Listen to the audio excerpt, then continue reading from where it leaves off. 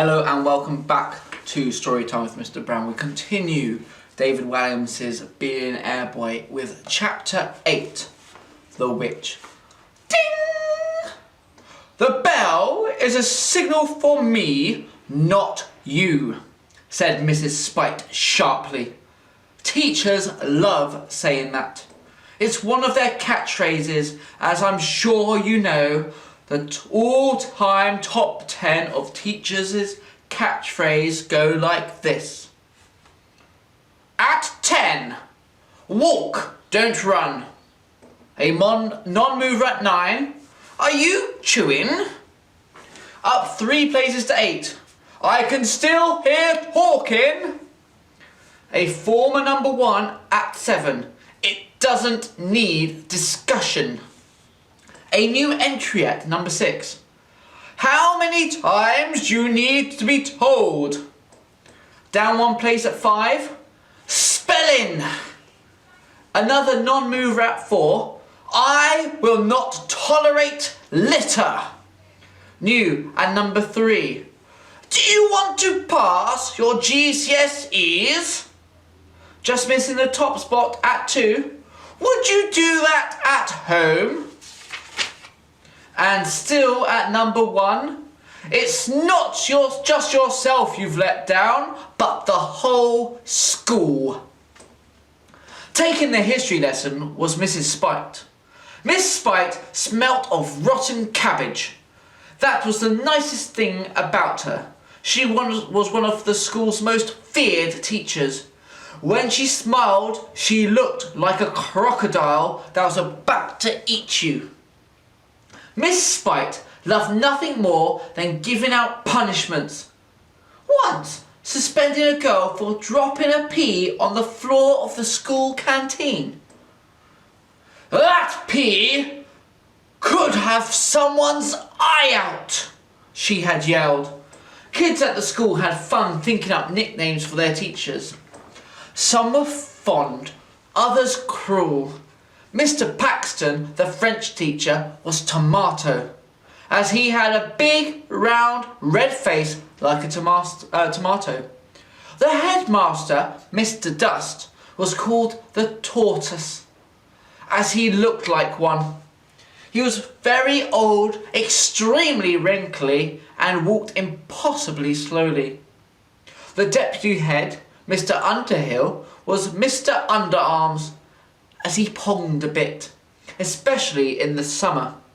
And Mrs. MacDonald, the biology teacher, was either called the Bearded Lady or even Harry McClary from Donaldson's Dairy, as she, well, I imagine you can guess why.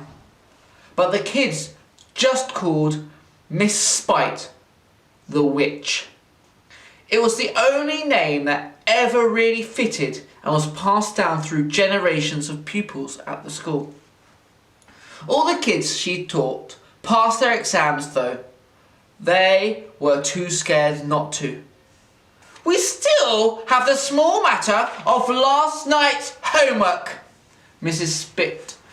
Spite announced with an evil relish that suggested she was desperate for someone to have failed to do it. Joe reached his hand into his bag. Disaster. His exercise book wasn't there.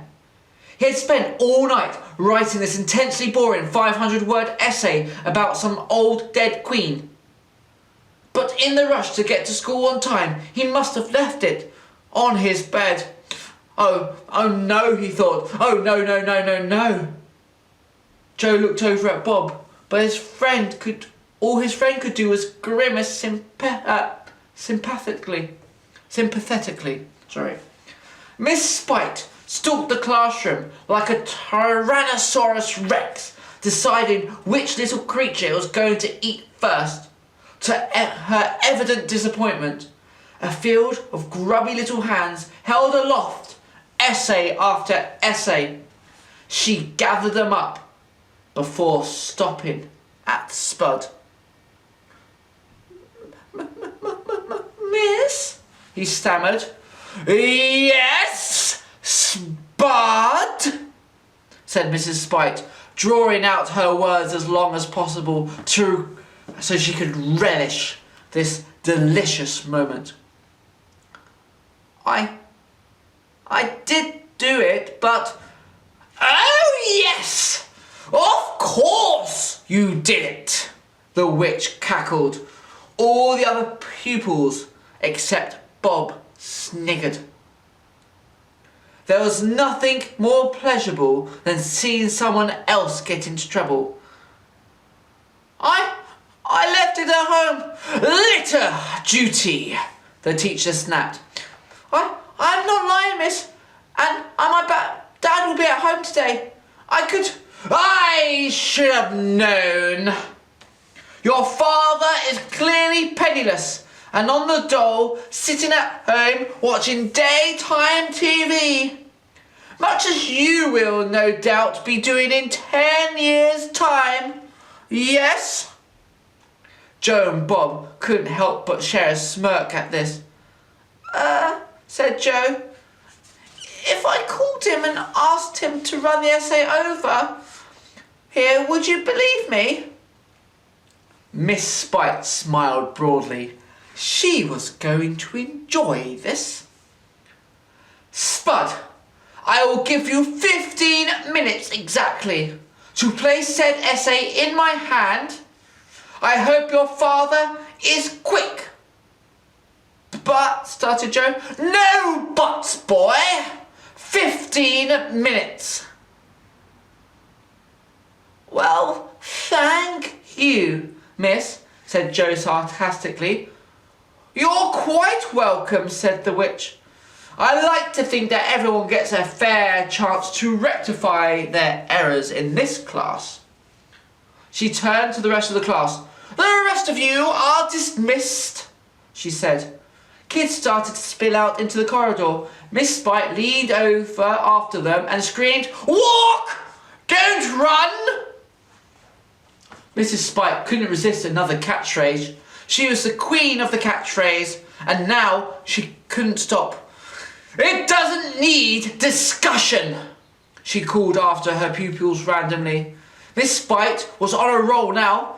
Are you chewing? She howled down the corridor to a passing school inspector. 15 minutes, miss, said Joe. Spite studied her little antique watch. 14 minutes, 51 seconds in point of fact. Joel gulped. Was Dad going to be able to get here that fast?